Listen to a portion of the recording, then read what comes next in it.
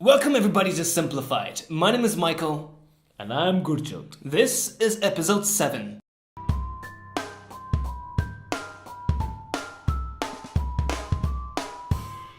In this episode, we spoke to Professor Naor Ben-Yehoyada, who is an assistant professor in the Department of Social Anthropology at Columbia University, New York. His research mostly focuses on three things: Mafia in southern Sicily, or southern Italy, migration on the Mediterranean, and fish. Well, not exactly fish. He looks at how fish trawlers in the Mediterranean connect with the migrant problem and how all of this is somehow related to the mafiosi. Let's hear the awesome insights he has to say. Well, okay. Okay, sure. Well, let's get to the point then. Could you briefly summarize your research for us? What is it that you work on? Yes, well, I've spent the last, decade or so, a bit more working on fishers, seafarers. My PhD research on the Sicilian fleet from the town of Mazara del Vallo, that in the 80s was the largest fleet in Italy, the largest fishing fleet in Italy, and had a long interaction, sometimes belligerent, with the Tunisian, Algerian coast guards that Italians call La Guerra del Pesce, or the fish war. And I got there because that town specifically, but other places along the Sicilian shore in the early 2000s came to public attention because of unauthorized migration that was picking up after Italy joined the Schengen Treaty zone. Okay. And in recent years, I started with my new project, kind of branching out of that one, asks how investigators, journalists, activists, politicians, and judges understand the mafia, the Sicilian Cosa Nostra. Wait, what do you mean by understand the mafia? Well, there's one question of, when people think about the mafia, what do they think? What does it include? What kind of relationships it includes? If you just went and interviewed people in Sicily, just anybody on the streets, that would give you one sense. If you watch Italian movies about the mafia, history movies about the mafia, current movies about it, they present an image of what the mafia is. What does the mafioso do? What do they look like? What sort of class background, occupation? Are they rich? Are they poor? And so on. But then in the history of the fight against the mafia, or actually the recent history of the fight against the mafia, the anti-mafia law defined the mafia in a specific way. And the Maxi trial of Palermo, the investigation starts in the early 80s, and the final verdict of the Italian Supreme Court, the Cassazione, arrives in 92. It locks the definition of the mafia as a certain thing. That thing is constructed as a military-like pyramid, hierarchical organization that is ubiquitous in the territory and has a capillary power to affect all aspects of life. But that at its core, it's based on families, clans, organizations that are then coordinated in their actions and their decisions by higher and higher commissions until the regional commission. Mm-hmm. So you have the person on the street definition, understanding of the mafia, the legal construction of the mafia, movies construction of the mafia, popular culture. And what I'm interested in is to see how the fight against the mafia, the legal police, the forensic attempts to understand the mafia, interacted with the mafia itself, with what mafiosi did over those years. Okay, could you give us an idea of where does the difference lie in the different perceptions? How is your perception, from an academic perspective of the mafia, different from an average Italian citizens? Well, I don't think I have any privileged perspective or access in that regard.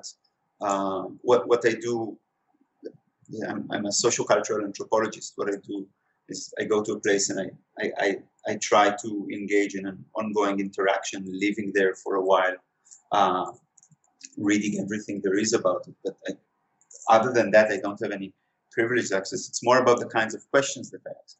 So, for example, if you're an investigative journalist, and you work in Trapani and you've been working there for the last 40 years, there are certain things that interest you that would make you write an article or spend years trying to investigate.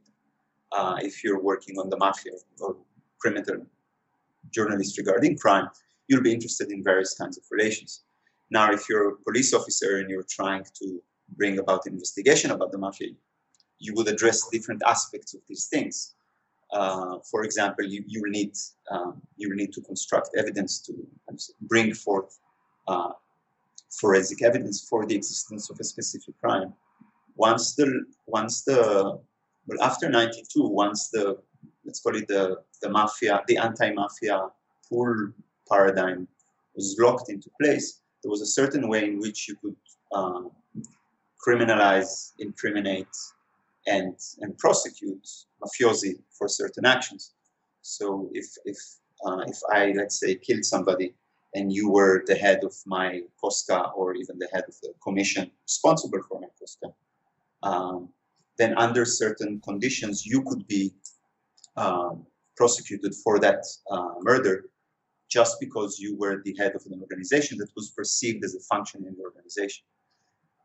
Now that relationship, once it is locked into law, it can help the incrimination of mafiosi, but it leaves out of this model several things. For example, if you're the head of my commission, maybe you're also in relationship of patronage, of alliance, of clientelism with me, with other people around us. And maybe these things brought you about to do what you did, brought me about to do what I did. But the legal construction of the actual case against you and me sometimes needs to leave this out. So there is a perspective, the legal perspective of the mafia leaves out certain aspects of the story. And by the way, it doesn't happen only regarding the mafia. You can say in general that, let's call them political regimes that depend on some level of public consensus, just not to use the word democracy. These kinds of regimes often interact with forms of social relations, organizations maybe, that these regimes find anathema. You can create a continuum. On the one hand, you can have organizations that are considered terrorist organizations, and on the other hand, you can imagine all sorts of social relations, maybe networks that are at the basis of large-scale corruption. For example, if you take the history of New York City over the past 16, 17 years, 9/11 is a case for the first instance, and 2008 is for the second instance. Now, when people think about anti-terror investigation, anti-mafia investigation, and anti-corruption investigation, they have different images in their minds about what is the object of investigation, right? Most people, when they think about what makes terrorists do what they do, they usually, well, since 2000, they think that terrorists are terrorists because they're fundamentalists, and they're fundamentalists because they're Islamists, and they're Islamists because they're Muslim, and they're Muslim, well, because they come from that part of the world. And in that sense, the popular image is that people are what they are, and that makes them do what they do. Whereas when people think about the other set of social relations, which is large-scale corruption, when you ask people what makes corrupt people do what they do, what makes the Goldman Sachs people bring down the economic system, they would say something like, well, it's corruption, it's greed, it's like all of us, just perverted, exaggerated, gone out of control, something like that. So it's not what they are that makes them do what they do. It's something else. Now, the mafia is somewhere in the middle because some people think that mafiosi, well, most people probably outside of Sicily think that mafiosi are mafiosi because they're Sicilian, that it's something in their culture. Whereas it's very similar to the way people think that terrorists are terrorists because they're Muslim. And some people outside of New York think that Wall Streeters are Wall Streeters because they're New Yorkers and they're different from us, people somewhere in the rest of the United States. But on the other hand, some people think that the mafia is just one permutation of corrupt power. And therefore, there is nothing culturally specific or essential about what makes people be mafiosi and act as such. And in that sense, studying the mafia is interesting because it opens up, to me it's interesting because it opens up that entire question about, again, these political systems like Italian, like other European countries, that imagine that the demand to interact with individuals as they come before the law or they participate in the political system, but find themselves constructing, defining, objectifying other forms of social relations that don't look like just aggregates of individuals. Whether they perceive them as brotherhoods, whether they perceive them as relationships of patronage or the godfather, or whether they perceive them as greedy networks of exchange. In all these cases, what we're dealing with is not individual, but something else. Yeah, that's a very academic view on the mafia. Could you also give us a more general idea of what is it that the mafia control? Is what we see in the movies or in mainstream media, is it an accurate description of what actually the mafias in Sicily are like? Or is it an exaggerated version of it? Well, of course, it depends on what movie you're watching. Sometimes it's romanticized, Yeah. sometimes it's glorified. But I can say, let's see, what are the images that we usually deal with? We deal with street level violence and gang wars. We often see images that have to do with greedy involvement in drugs, prostitution, Yes. etc., money laundering. And then we have the images about corruption in high places, where the mafioso goes to his friend, the lawyer, who then goes to the politician, who then goes to the public prosecutor or bribes the judge or something. In the history of the Sicilian Cosa Nostra, all of these instances have happened. But then when you ask people, define to me a mafioso, usually they'll limit their image to that person with a gun. And the question is why? Because we know that in the history of the mafia, there were people who were, those who ordered crimes, those who belonged to what's called the salotti of the good society, the high society. You mean like ordinary seeming citizens that kind of dealt with mafia activities? Well, okay, dealt with mafia activities is one way to put it. When you say that, you actually say that there is the mafia and there are ordinary citizens who interact with the mafia, which is external to them, right? I'm a mafioso, you're a politician, and you have some dealings with me. But that already assumes that I belong to the mafia and you don't. If you change your understanding of the mafia, of the actual mafia, it might that view of the mafia can include you. Now, if those people who think that mafiosi are only the people with the guns, or maybe the people with the guns is just the immediate people who sent them, would call what we just said conspiracy theory, assumptions about what was behind things. There is always some. But those people who think that the mafia is actually more complex than brotherhood-like gangs fighting each other and maybe running drugs, for those people, politicians, judges, people in high places, should actually be included in what the mafia is. And that is the tension that runs through it. Now, again, if you think about how we distinguish between people who are dealing with things like the mafia and people who are in the mafia itself, the comparison with anti-terror and anti-corruption holds again. Because if you're the godfather of a mafioso, or you're a very, very important patron of a mafioso, most people who think that you're not a mafioso doesn't make you a mafioso or doesn't make you culpable as a mafioso.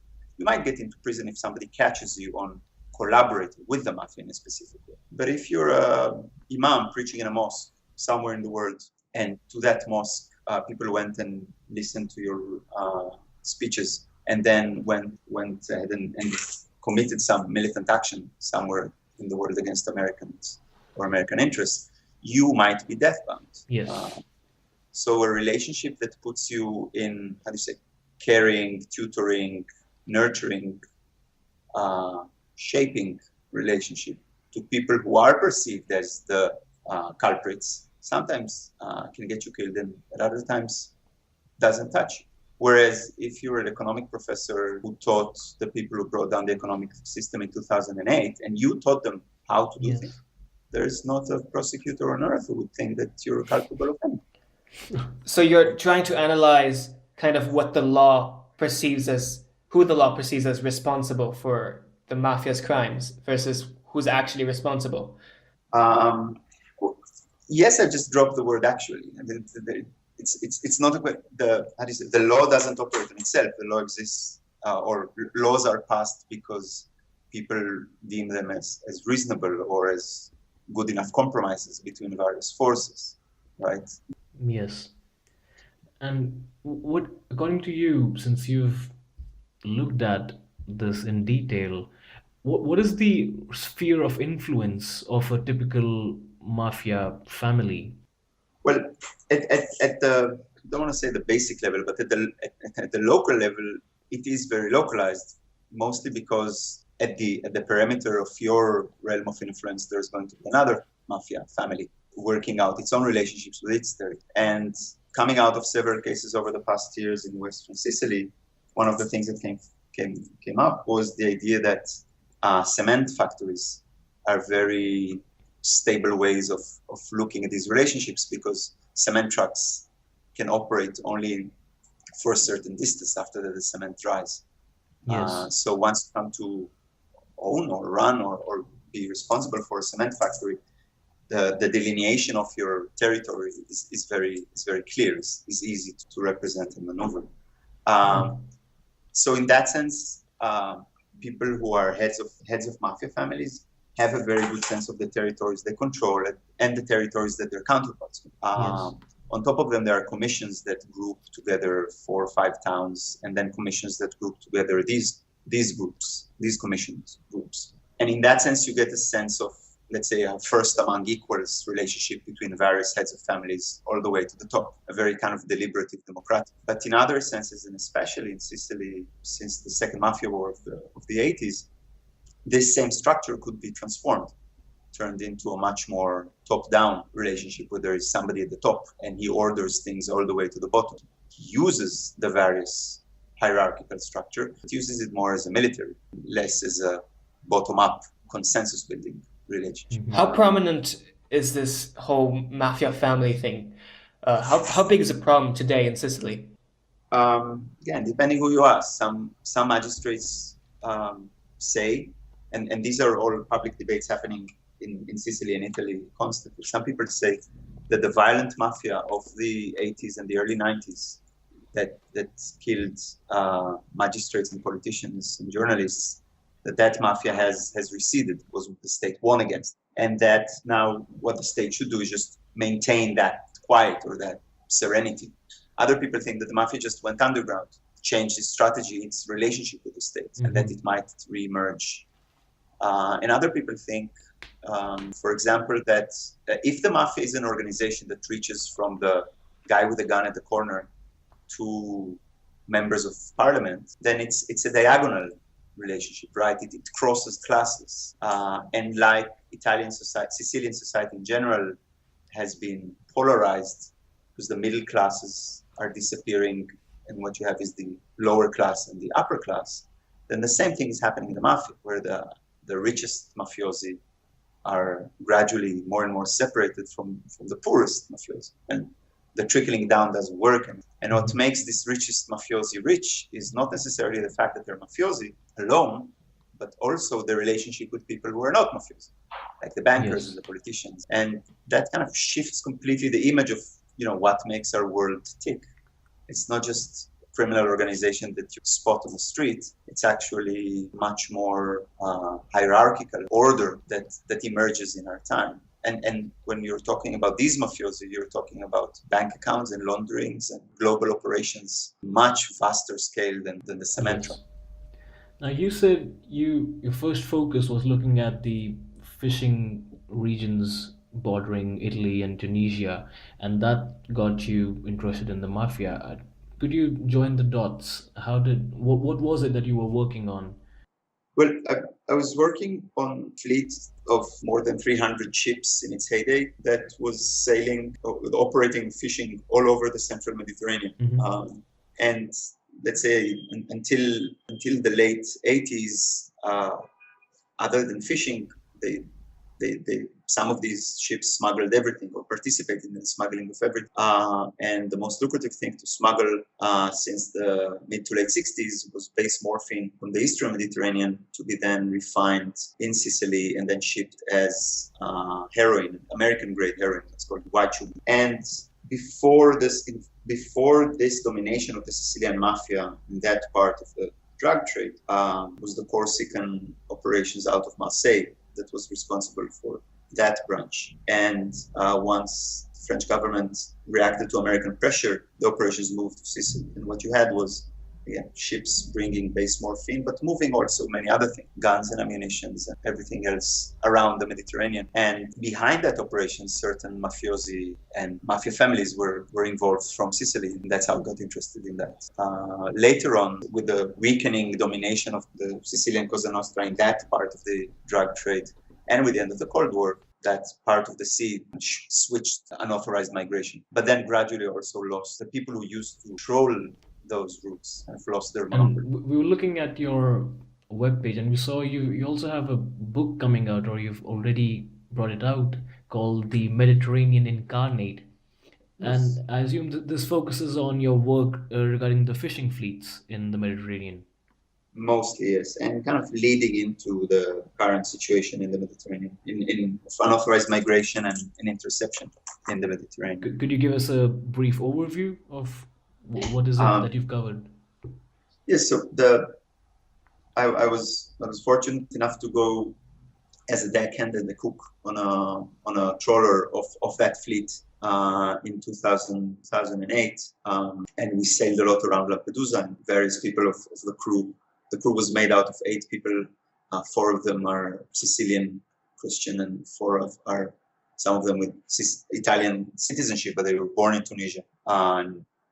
And for 5 weeks, I've learned, how they see their world from that point of view, from the sea level.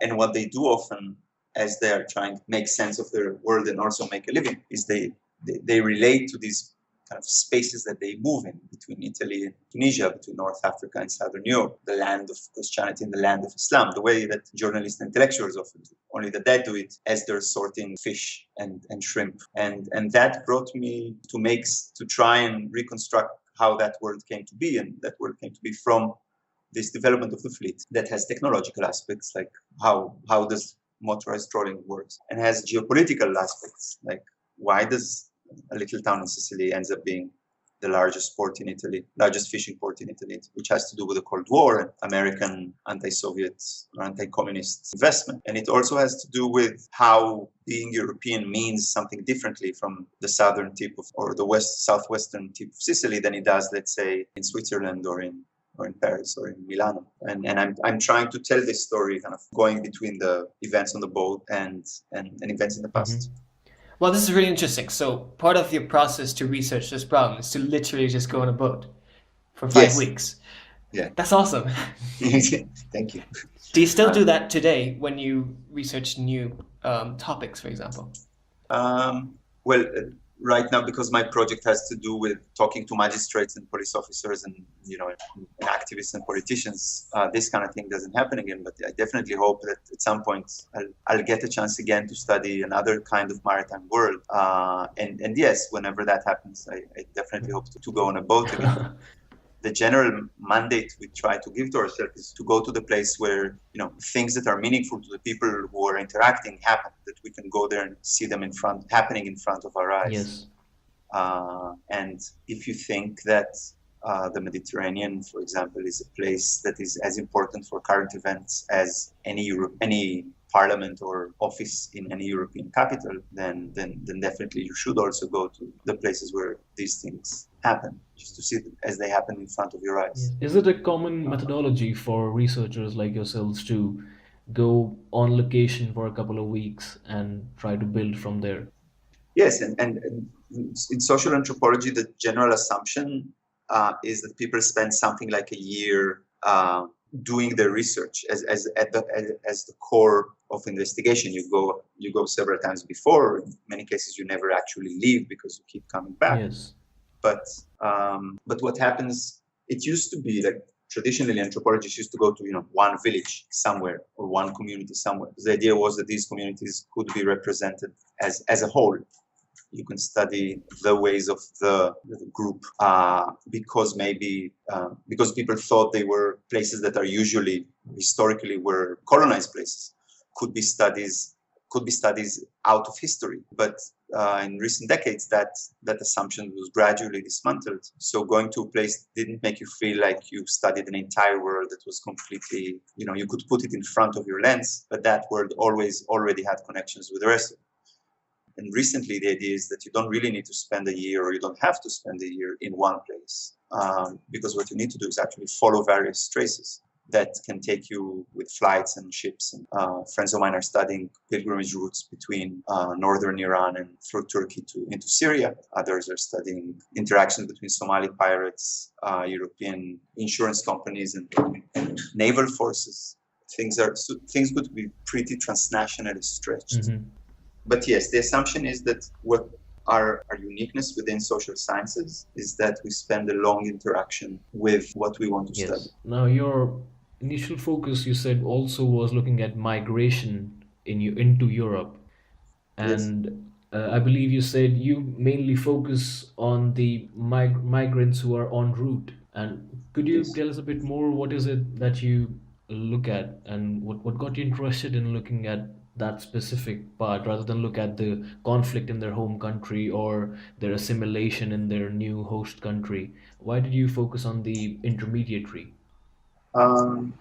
When I was in Sicily in 2007-8, things were shifting very quickly, and it gradually became clear that whoever had already made it to the coast in North Africa, what made them be able to cross the channel and make it to Sicily, Italy, and then maybe France, Germany, England, etc., was what was actually happening at sea.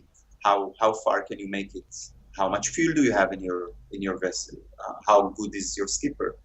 What are their intentions actually to get you all the way to Sicily, or just to drop you in the middle of the sea, or to get you to Lampedusa? And these things, as I was talking to various people in Sicily, these things kept shifting all the time. I'll give you one example, or kind of the outline of it. If you wanted to go without being noticed between one side of the channel of Sicily and the other, you either paid somebody to take you across if you're rich enough, or you just jumped on one of these trawlers of the Sicilian fleet, just because these trawlers were anyway moving very slowly and very hard to monitor throughout the channel. So in that sense, if you were a Tunisian, and by the way, until the Schengen Agreement, you didn't even need to go across the sea. You could just take a ferry across the sea and just overstay your visa. Like until a couple of years ago, most unauthorized sojourners on European soil were. There were people who overstayed the terms of their visa. There weren't people crossing the sea or land. So you mean it became harder to acquire a visa, and now there's more legal crossings? It became harder, to get a visa. It was harder just to travel across the Mediterranean from Tunisia to Italy once Italy joined the EU. Yes. And once that happens, unauthorized migration starts to pick up. So more people are going on more boats trying to cross the sea. And as that happens, the European countries and the European Union start patrolling the sea more and more. And as they patrol the sea, they do it under the guise or excuse of search and rescue. They're actually, saving you and then arresting you. And initially, they were taking you to ports in Italy and Sicily, then gradually more and more to Lampedusa. So you did no longer needed actually to have enough fuel or good enough boat to make it all the way from Tunisia or Libya to Sicily. It was enough to get you to Lampedusa, which brings smaller boats, not as well equipped, etc. Basically, more people can do it.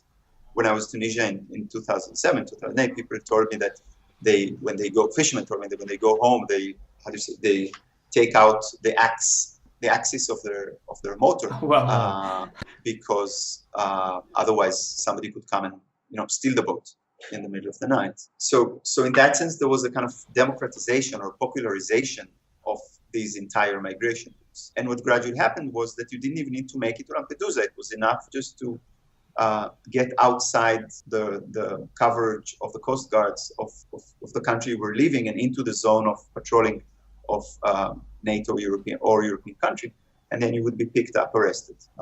And the way some people were talking about it back in Sicily, people who had done it 10 years ago, they were saying, because it is hard to deal with the numbers, then you have good chances of just ending up in 5, 10, 15 years from now, just receiving the papers you're hoping. But that's really the beginning of the story. This is before the European Union instantiated more and more treaties and agreements and technologies in order to make sure that people could not actually make it into a legal status in Europe down the line just before they had crossed the Mediterranean. And this interaction is still going on. Interests in various pathways that end up determining a lot of what ends up happening. Mm-hmm. What would you say are some common misconceptions about the migration problem across the Mediterranean? Well, until recently, the common perception about the migration problem was that it was happening across the Mediterranean. It wasn't. It was happening whenever somebody coming into the EU because they could just overstay their visa or started working, though their terms of their visa didn't include a permit. Another, I don't know if misconception, but another kind of change that has to do more with public opinion than with the truth of the matter is that if you think about it, until 2 summers ago, until the summer of 2015, usually how people called what was going on was, migration, clandestine migration, illegal migration, unauthorized migration. And the usual image was the image of the boats or the ships filled, dangerously filled with people trying to cross the sea. But then during the summer of 2015, the attention shifted. It was no longer images of sub-Saharan Africans crossing the Mediterranean. It was refugees, Syrian refugees. And the image kind of shifted geographically from the center of the Mediterranean to the east and the Aegean. And in terms of the images that appeared on TV and in the news, Syrian refugees. And the stories were a bit less so about crossing the sea and being saved at sea, and more about just crossing land. And that had vast effects on European perception, European policies, European interaction within European states. European countries could no longer found it harder to say, people are in the middle of the sea and they're drowning, so we save them because it was our moral obligation. But then we decide whether or not they deserve our hospitality, and if they don't, we send them away. Here was a different kind of dramatic setup in which people were crossing the borders, and several borders of several countries, all the way from Syria to, let's say, Germany. And every time they were passing a country, sometimes one country told them, yes, please stay here as long as you stay only shortly and move along to the next state. So tensions started appearing within the members of the European Union. And on the other hand, also the idea of where these people came from was no longer irrelevant. Yes. Because again, in the sea setup, it doesn't matter where you're from because it's the law of the sea that makes me have to save you. And over land, where they came from all of a sudden became important because they're refugees. But why? Because they're refugees of war. What war? Syrian war. Why is it going on? Well, maybe because of the political decisions of some of us. So my relationship to you as somebody who appeared on my doorstep all of a sudden becomes longer. It has a history. Maybe I'm responsible for it, which kind of shifted, I think, considerably the way Europeans started talking about it. Do you have like a special kind of spin to the way you conduct your research? Is there like a special way Professor Ben-Yehoyada does his research just different from typical? No, I do my best to learn from the way, the anthropologists, the historical anthropologists and the historians whose work I admire just have done it previously. It can be a book that reconstructs the mutiny on the Bounty, for example, written 2 centuries later, or it can be a book about peasants in New Mexico, or it can be a book about mafiosi in Sicily. The idea that if you spend enough time with people, and if they let you in, you get to see how they interact in their reality, how they make sense of their worlds. And if you then combine it with seeing how that world came to be historically, then you get a fuller image than what other more, systematic data social sciences are trying to make sense of the same reality. It's That's really not a mandate amazing that we how give in the ourselves field of with anthropology, as discussion. opposed to engineering, you really have to go out there and you really interact with people from the other side of the world. And I think that's really amazing. You know, some engineers also practice a similar kind of ethnographic commitment, especially when they're trying to build or design things that that are directly related to needs that they cannot imagine when they're sitting in labs. Some engineers made fantastic anthropologists. Okay. I don't know if it works the other way around.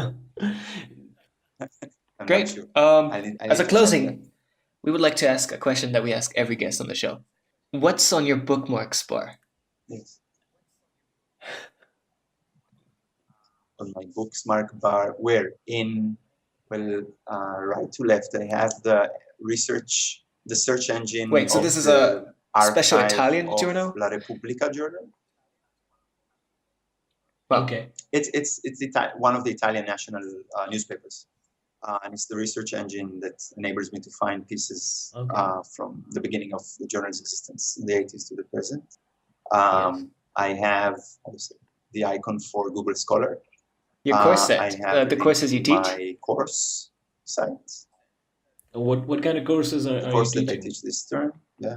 I'm teaching a graduate seminar on how regions like the Mediterranean come and go. So everything I told you about, first about the fish war and then about migration in the Mediterranean, are stories about how seas come to be tangible and then go away, how they become incarnate. Then this course studies similar processes in various other places around the world. Then I have WhatsApp.